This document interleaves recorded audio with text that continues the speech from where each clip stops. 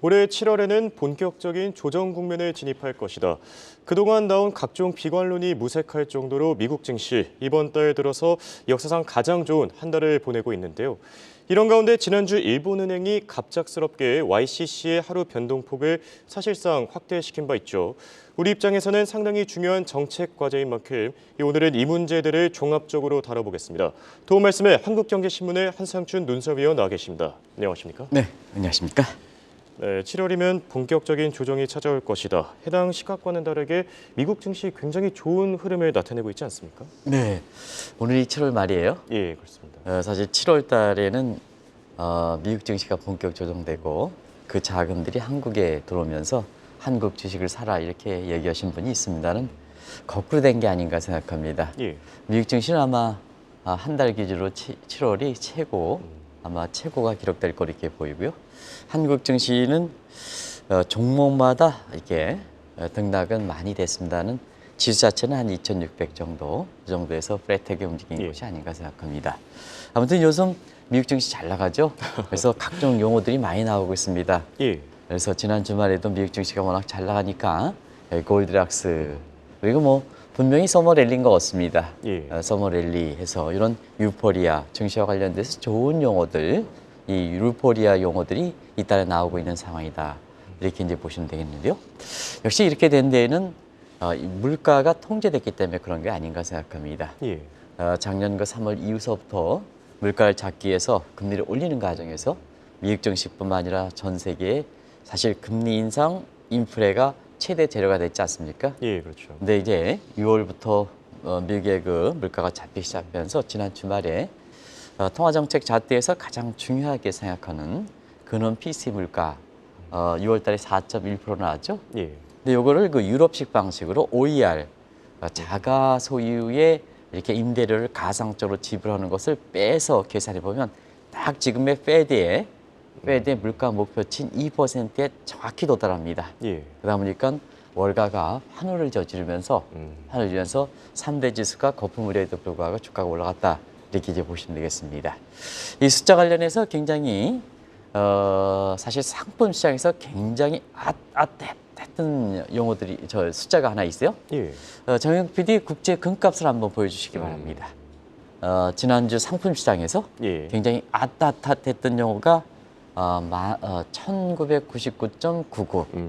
그래서 2,000달러에 아주 이렇게 1999.99. 예. 여기 1999.99 이렇게 해서 이렇게 나왔거든요. 그래서 이 수치가 뉴욕 시장에서 상당히 관심이 됐기 때문에 수치 하나 보여드리겠습니다. 역시 미국에서 보면 지금은 유동성 장세가 아니라 펀더멘탈 장세죠. 예. 그래서 매크로 사이드와 마이크로 사이드가 서로 쌍끌이하고 있다. 그래서 매크로 지표가 나올 때는 미국 증시 올라가고 마이크로적인 측면에서는 기업들의 실적이 발표되면 또 주가가 올라가고 그래서 매크로와 마이크로 간의 쌍끌이 장세이다. 그러면 매크로는 뭐냐 하는 측면에서는 역시 작년 3분기 이후서부터 미국 경제 성장률이 2.6%, 2%, 이번에 2.4%, 노랜딩이죠. 예. 그래서 경기 침체 우려를 그동안 많이 얘기했는데요. 올해 아마 경기 중에선 그레이트 리세션이라는 얘기, 그 다음에 더 큰 위기다 이런 얘기를 하신 분들이 예측이 가장 틀리는 것이 아닌가 생각합니다. 그래서 경기 침체 우려를 완화시킨 것이 결국 미국의 주가를 끌어올리고 있고요. 예. 그 다음에 마이크로적인 측면에서는 지금 2분기에 대부분 그 대형 기업의 실적들이 좀 어느 정도 마무리되고 있죠. 그래서 S&P에 소속되어 있는 기업들 500개 중에서 약 200개 정도가 발표했는데요. 이 중에 대부분 다 어닝 서프라이즈가 기록한 것이 80% 이상이다. 그래서 매크로 사이드, 마이크로 사이드가 서로 끌어올리고 있다 이렇게 됐습니다. 예. 이런 각도에서 이제 우리 아까 힘있게 오늘 얘기했던 그 강수민 캐스터 굉장히 힘있게 아마 시청자 여러분 잠을 깨도록 이렇게 해서 저도 개인적으로 이렇게 우리 그 캐스터 중에서 막내인데요. 굉장히 힘있게 해서 칭찬해 줬는데요. 이 글로벌 IB들이 S&P 500, S&P 지수를 지금 4,500 이상으로 좀 올라갔는데요. 예. 이게 언제 5,000 시대를 열 것이냐 하는 이것이 월가의 또 다른 관심사로 대두되고 있다. 이렇게 보겠습니다. 네. 자, 이제 본격적인 주제로 넘어가 보겠습니다. 지난주에 선진국이 3개 중앙은행 회의가 끝났는데요. 상황부터 정리해 주시죠. 네. 지금은 난세인데요. 예. 증시는 올려오는 것이고 경제 상황을 하는 것이 정책 당국자보다도 오히려 개인들이다 이렇게 보겠습니다. 한국도 개인 투자자들이 지금의 사실 그 증시를 이끌고 가지 않습니까? 뭐 예, 에코프라든가 이런 것. 미국도 개인 투자 비율이 61%까지 다시 올라갔습니다. 그래서 미국의 시장을 이렇게 만들어내는 것은 페드라든가 그다음 미국의 정책 당국자가 아니라 사실 그 개인 투자자다 이렇게 볼 수 있는데요. 오히려 중앙은행 총재들은 예. 사실 이 난세에서 이렇게 가닥을 못 잡고 있습니다. 그런 과정에서 지난주에 3대 선진국 은행들의 회의가 끝났죠. 예. 그래서 선진국 회장 보면 서로가 여건이 다른데도 불구하고 똑같이 결정하거나 아니면 이것은 변경했는지 안 변경했는지 아주 애매모호하게 예. 얘기하는 시각을 한번 정리해 드리겠습니다. 아시겠으면 7월 페드 회의와 ECB 회의는 거의 똑같습니다. 기준금리가 0.25% 올렸죠. 똑같죠. QT도 똑같습니다. 가가 아닌 것은 파월과 라가르트 총리의 기자회견 내용입니다. 그래서 인플레 발언 2% 달성이 사실 2025년에 가도 어렵다. 똑같습니다. 그렇죠. 그리고 앞으로 금리도 올릴 수도 있고 안 올릴 수도 있다. 똑같죠. 예. 근데 사실 미국과 유럽의 경제 사정은 상당 부분 다르거든요. 다르죠. 오늘 그 아까 우리가 강수민 캐스터께서 말씀해 주신 독일 경제가 유럽의 맹적하는데도 불구하고 지금 성장세에서 마이너스에서 2분기에는 플러스로 0%대로 예.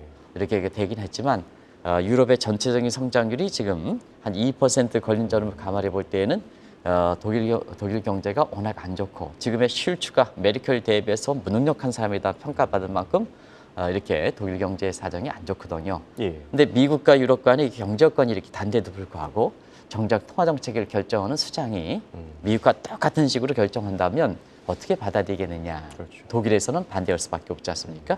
그래서 유로랜드 내지는 유로화가 균열 조짐을 보이고 있다는 것도 말씀을 드렸습니다. 더 가관인 것은 우에다입니다. 아마 시청자 여러분 아시겠지만 예. 워낙 중요한 사항이기 때문에 BOJ 일본은행이 수익률 공선 하루 변동폭 확대 문제 이 문제에 관련해서 지난주 토요일에 어제 금요일 날 오후에 결정됐으니까 토요일에 국내 언론에서 보였을 겁니다. 외형상으로 보면 변화를 주었죠. 그래서 우리가 수익률 곡선 통제 방식이 2016년에 도입했는데요. 그건 0%에 묶어놔 버렸습니다. 근데 작년 12월에 플러스 마이너스 0.5%입니다. 근데 올해 7월에는 플러스 마이너스 1%인데요. 이게 저도 사실 시청자 여러분한테 서로 이렇게 확실하게 얘기할 수는 없습니다. 워낙 위에다가 이렇게 사실 그 애매모호하게 예. 표현하기 때문에 그래서 이렇게 정리하겠습니다. 공식적인 변경은 아니고 예. 용인한다.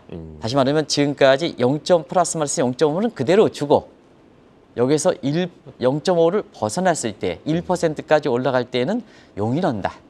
용인한다. 그래서 변화를 주긴 했지만 예. 명확한 입장은 아니다. 다시 말씀드리면 YCC와 관련된 일본의 아베노미스의 기본 골격은 그대로 유지하고 있다. 예. 이렇게 결론 내드리겠습니다. 말씀하신 대로 참 애매모호한 것 같습니다. 그런데 이 YCC 하루 변동폭이 확대된 게 의외라는 시각도 있는데요. 시장 반응은 어떻게 나타나겠죠? 대체로 보면은 사실 그 위에다가 들어오고 나서 빨리 이걸 변경할 거를 봤는데 예. 지금 취임한 지 3개월이 지나도록 아무런 액션을 취하지 않거든요. 그렇죠. 오히려 시간이 가면 갈수록 위에다 발언은 사실 그로다 전임 총재의 시각으로 다가가는 모습을 보였었거든요. 그러다 보니까 사실 그 위에다를 이렇게 그로다에서 변경시킨 데에는 좀 변화를 줘야 되지 않느냐. 자꾸 10년 동안 가져왔던 아베노미스를 가져가야 일본 경제 입장에서 뭐가 도움되지 않느냐. 그래서 변화를 줘야 된다 하는 층에서 사실 시장에서는 굉장히 이렇게 위에다가 들어오면 일본의 아베노미스의 기본 가격을 변화시킬 것이다 하는 이런 기대가 많았습니다. 예. 그렇지만은 3개월이 지나도록 아무 역할을 취하다 보지 못하다 보니까 비판이 많았거든요. 그 비판을 의식해서 그런지 지금은 변경된 것도 아니고 그리고 틀림없이 변화는 줘야 되는데 예. 변경된 것도 아니고 이런 애매모호한 사정으로 그런 비판을 수용하는 것이 아닌가 생각합니다. 그러다 보니까 시장도 자연스럽게 혼란을 초래하고 있다 이렇게 보겠습니다. 예. 아시겠으면 YCC 그 변경이 맨 처음에는 0.5%포인트에서 0.5%에서 1%로 변경됐다 하다 보니까 니케이 지수가 엔화 강세가 되면 일본 경제 침체되지 않느냐 해서 니케이 지수가 많이 떨어졌었습니다. 예. 근데 그 이후에 좀 회복되다가 처음 낙폭을 그렇게 회복되지 못한 상태거든요. 사실은 YCC 관련해서 이렇게 이제 쭉 올라갔죠. 예. 떨어졌다가 올라간 거 이렇게 됐습니다. 이게 이제 정확한 입증이 안 되다 보니까 예. 처음에는 변경된 거다. 그럼 엔화 강세다. 일본 경제 침체, 주가가 많이 떨어졌는데 그 이게 뭐냐? 변경된 게 아니지 않느냐 하는 시각에서 이렇게 올라갔다. 그러면 엔달러 환율을 정영 PD랑 같이 예. 핵심적이죠. 엔달러 환율을 같이 한번 보겠습니다. 엔달러 환도 일정 그래프를 보면 맨 처음에는 딱 얘기할 때 이게 변경된 게 아니냐 해서 138엔까지 떨어졌었습니다. 엔화 강세된 거죠. 예. 근데 지금 마감 지수로 보면 141입니다. 140.96인데 141이 됐죠. 굉장히 빠른 시간으로 정상화됐죠.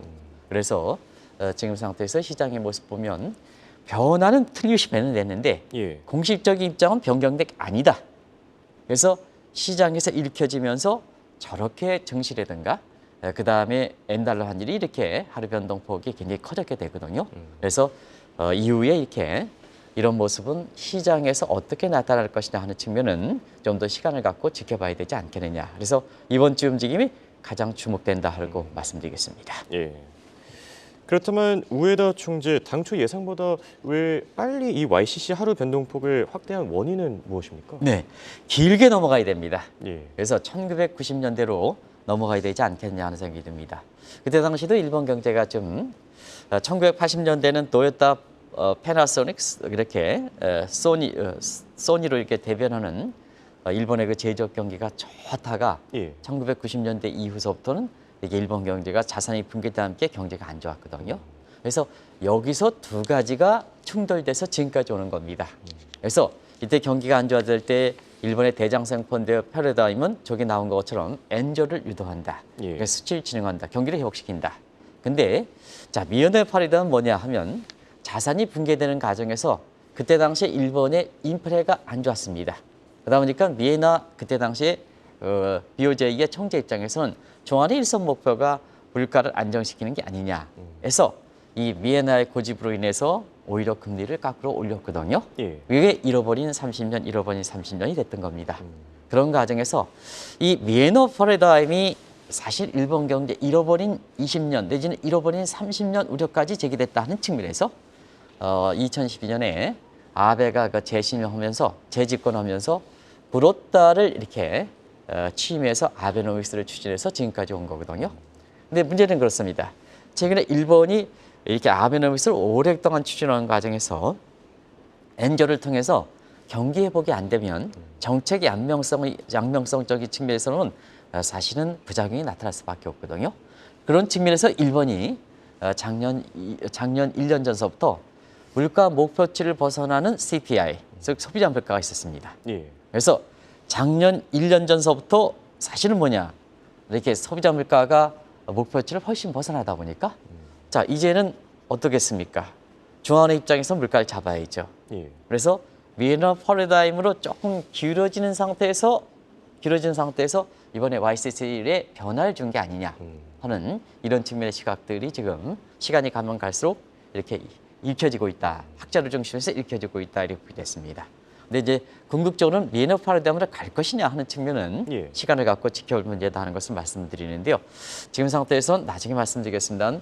대장성 패러다임을 주장하는 일본의 정책 당국자 입장에서는 굉장히 중요한 요인이고 그 전통이기 때문에 쉽게 미에너 패러다임으로 중앙은행이 일본은행이 일선 목표인 사실 그 물가 안정을 위해서 지속적으로 변화를 줄 것이냐 하는 측면은 상당히 좀 시간을 갖고 지켜봐야 된다 하는 걸 말씀드리겠습니다. 예.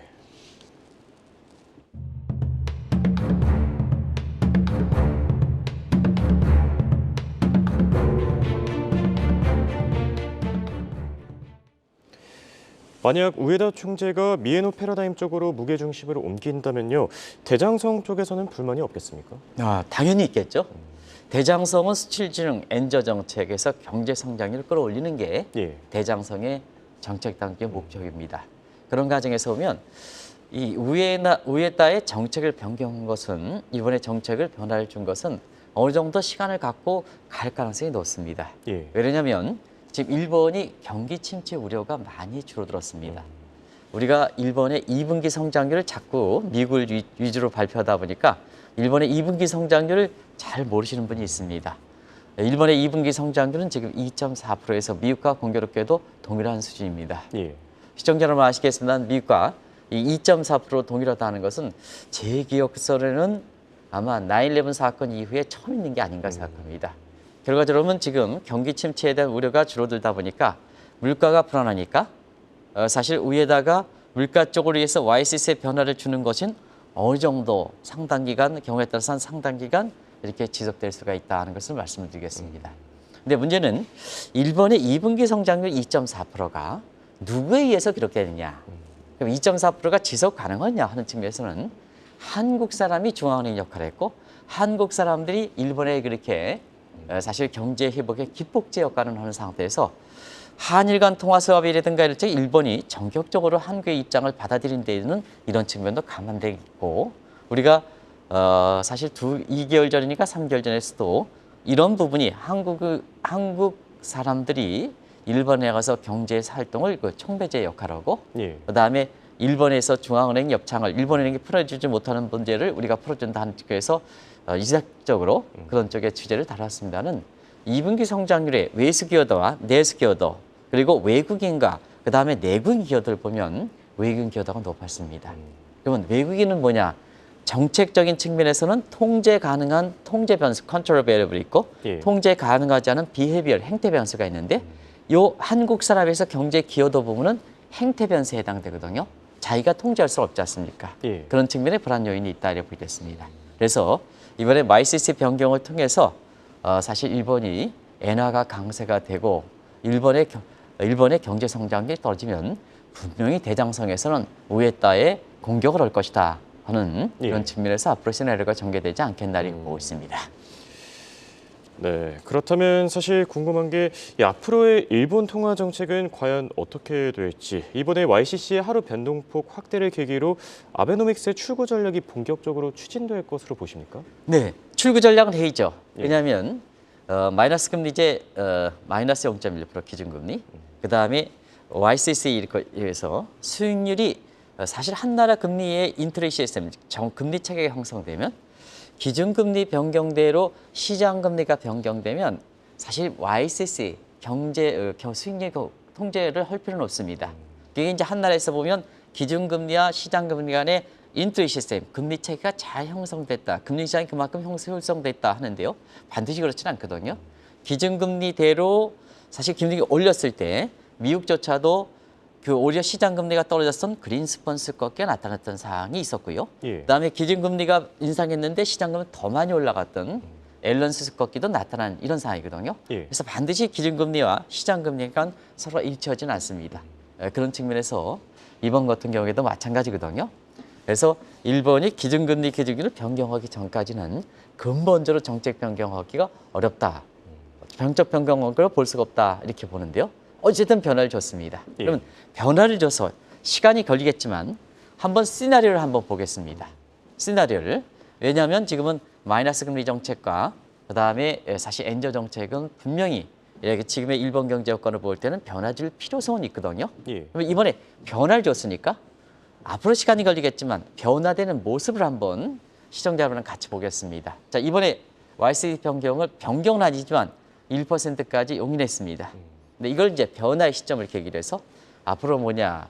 이게 이제 1%까지 가면 이렇게 한번 보겠습니다. 예. 시청자는 1% 가면 지금 기준금리를 변경하지 않거든요. 마이너스 0.1%. 그러면 기준금리와 시장금리 1% 간의 격차가 너무 벌어지거든요. 예. 그러면 금융시장의 효율성이 떨어지게 되거든요. 그런 상태에서 보면 시장금리가 지금의 0.5에서 용인해가지고 1%까지 올라가면 기준금리 변경을 할 수밖에 없거든요. 금리 체계를 맞추기 위해서. 예. 그래서 2단계는 기준금리가 언제 인상되겠느냐 하는 이 측면입니다. 그리고 마지막으로 치우는 것이 QT 문제입니다. QT 문제입니다. 일본은 국가의 영향력이 사실 미국보다 강하기 때문에 예. 요 공개 시장 조작 정책, 요 정책을 아주 잘 치우고 있습니다. 예. 어떻게 보면 YCC에서 1% 도달하면 국채를 매입하자.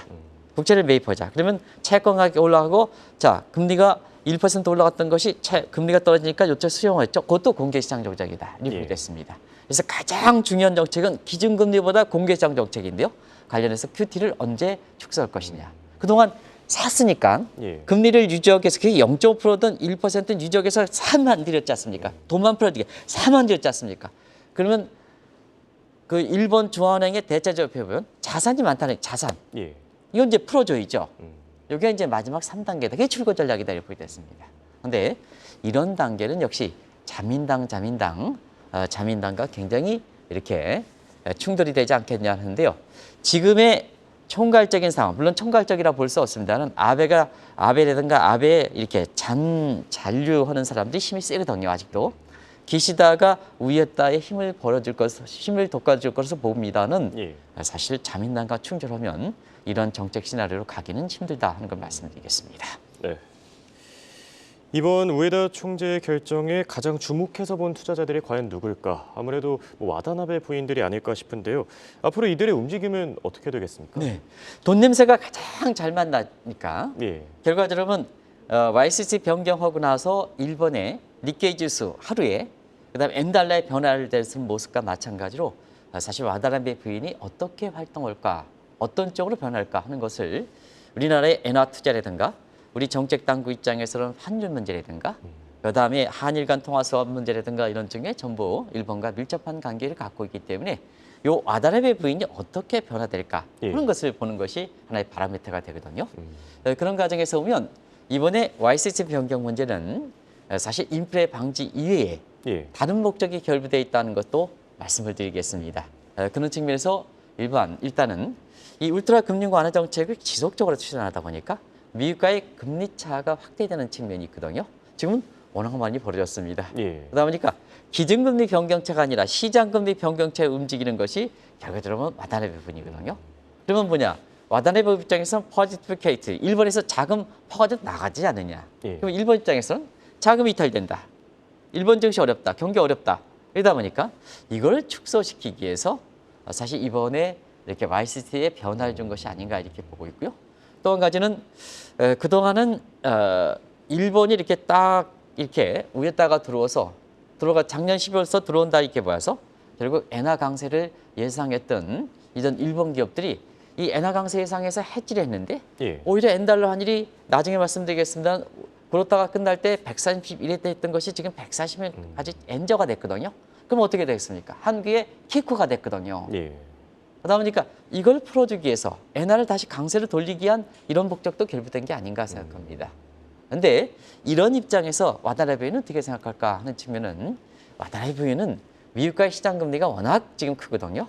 사실상 이번에 YCC 변화를 줘서 상하 변동폭이 0.5%에서 1% 가더라도 미국과의 시장 금리 격차에서 보면 이 수준 자체를 변화시킬 만큼 금리 차가 축소되지는 못합니다. 그래서 앞으로 일본의 기준금리 마이너스 0.1%가 사실은 변경될 때까지는 돈 냄새를 잘 만드는 와다나베 부인이 지금의 포지티브 캐리 트레이드, 즉 일본에서 자금을 해서 나가는 이런 국면에서 일본에서 돈을 들어오는 이런 네거티브 캐리 트레이드 같은 것으로 변화시키겠느냐 하는 측면은 일본의 기준금리가 지금 마이너스 0.1를 변경하기 전까지는 사실 방향을 틀기에는 힘든 상황이다 하는 걸 말씀드리겠습니다. 네. 그렇다면 결론을 맺어보겠습니다. 이번에 YCC 변경을 계기로 엔화에 또다시 투자해야 된다 이런 의견들이 들리는데요. 투자자들 과연 어떻게 해야 되겠습니까? 이 대목 때문에 오늘 이 방송을 다시 한번 말씀드린 겁니다. 결론적으로 말씀드리면 작년에 5월달, 6월달 국내 시중은행들이 엔화를 투자해라. 많은 손실을 초래했습니다. 그리고 위에다가 들어오면서 또 한 번 강조했습니다. 많은 손실을 기록했습니다. 결론을 맺겠습니다. 이번에 YCC는 공식적인 변경이 아니다. 용인이다. 애매모호하다. 일본의 증시라든가 엔달러 환율도 오히려 이번에 변화를 주기 전까지 전화 전보다 더 엔달러 환율이 140일엔까지 올라갔다 이렇게 보여졌습니다. 그래서 엔화 투자하시는 분들한테 이렇게 말씀드리면 지금은 이번에 YCC는 공식적 변경은 아니다. 용인이다. 그래서 일본의 이렇게 아베노믹스의 기본 골격은 위에다가 들어오면서도 그대로 유지하고 있다. 기준금리 마이너스 0.1 예. 그대로 유지하고 YCC 변화를 줬지만 자 그렇다가 퇴임하고 나서 위에다가 들어올 때 N달러 환율이 131엔이었습니다. 근데 지금 141엔입니다. 요 점을 참조해서 국내 시중은행들이 뭐 이렇게 일본의 정책 변경가 나오면 엔화 투자하세요. 엔화 투자해서 실질적으로 엔화 예금 잔고가 굉장히 높아졌습니다. 그런데 그 시각이 1년 전에 원엔 환율이 1191원이었는데요. 지금은 907원입니다. 위에다가 들어와서 907원 그대로 유지하고 있습니다. 그런 측면에서 재산 손실 이런 부분은 본인 스스로 좀 꼭 해줄 거를 좀 권해드리겠습니다. 우리나라 시중은행의 PB라고 해서 이게 일본의 정책 변경입니다. 그런 각도에서 보면 한국경제TV에 이렇게 나오는 전문가들의 얘기를 잘 듣고 우리가 보면 김정은 사장께서 캐디 이 30지수라고 있죠. 많은 논란이 됐습니다. 근데 혁신적 기업이 되는 것을 토대로 해서 사실 이 지수의 수익률이 굉장히 지금 1년간 높게 나오고 있거든요. 높게 나오고 그런 거와 마찬가지로 사실 이해관계를 반영해서 금융사들이 자사의 상품을 가지고 이렇게 하는 것보다도 제3자 방송인 한국경제TV를 통해서 이렇게 본인 자신의 투자 가이드를 받는 것이 상당히 유리하다는 걸 말씀드리겠습니다. 예, 알겠습니다. 이렇게 오늘은 미국의 쌍끌이 장세와 YCC를 주제로 얘기 나눠봤습니다. 지금까지 도움 말씀에 한국경제신문의 한상춘 논설위원이었습니다. 대단히 고맙습니다. 네, 고맙습니다.